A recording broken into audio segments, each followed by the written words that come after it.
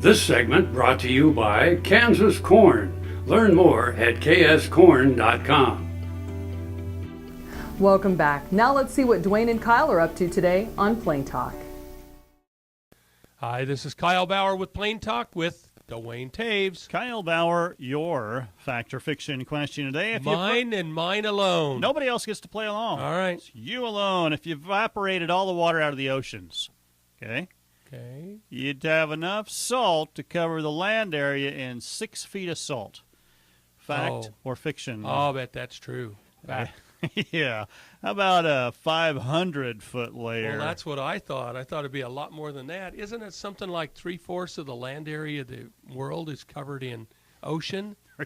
3/4 of the surface area. Not land area. Land area. 3/4 of the land area is covered in ocean. That's pretty, I don't know if that's exactly right or not. But the ocean's pretty deep. It is in places. A lot of water there. Some of it is really deep. Not just deep. It's really deep. Yeah. The Wichita Area Technical School has become the first veterinary technician teaching program in the nation to begin using the synthetic dog. Excuse me? Yeah. Well, I didn't really realize this and didn't think about it. When you're practicing, they used to use cadavers. Cadaver dogs and that sort of thing. Well, makes sense. And so dogs had to be put down. Now, let's face it, every day. Now, wait a minute. Before anybody freaks out. Keep going.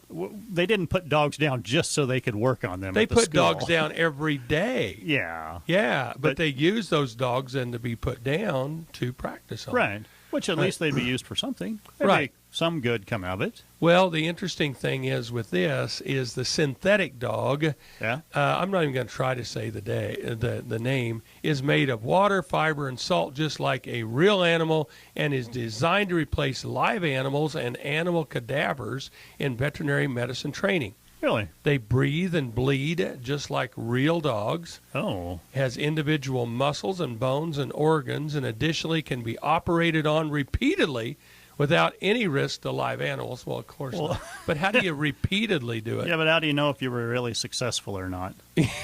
Yeah. I mean, the hunk of meat lived every time. The synthetic dog did not die. Yeah, well, it's kind of interesting, though. The very first in the entire nation's right here in Kansas. And it's Wichita Area Technical School. What do you scowl? Don't quit Mom, make him quit scowling at me. Oh, well, you were talking about, that's like that would be at a veterinary school, and they don't have a College of Veterinary Medicine at Wichita State. No, they have the Veterinary Technician Program. Technician Program. Right. A veterinarian's helper. Well, you don't have a veterinarian's helper doing surgery anyway. Well, I don't know. I'm really starting to question. I do You don't make it up. You just read it. So you think a veterinary technician, they don't really do anything, and they just just stand out at the counter and smile at people come in the door. Forceps, and they hand them the deal, and then they scalpel, and they slap it in the hand. But you got to put the scalpel in the way the doctor wants it. I can see how this works. Yeah? The reason you know so much about this, you don't go to the doctor, do you? No, not very often. You go to the vet. Well, it's cheaper. In some places, well, no, maybe I shouldn't say. I ain't saying it. Yeah, you're not going to say it. I've just been to some veterinarians that were very talented, and I've seen some doctors who I think were maybe in the bottom half of their class. Thanks for joining us. I'm your host, Jamie Bloom, and I hope you enjoyed today's show.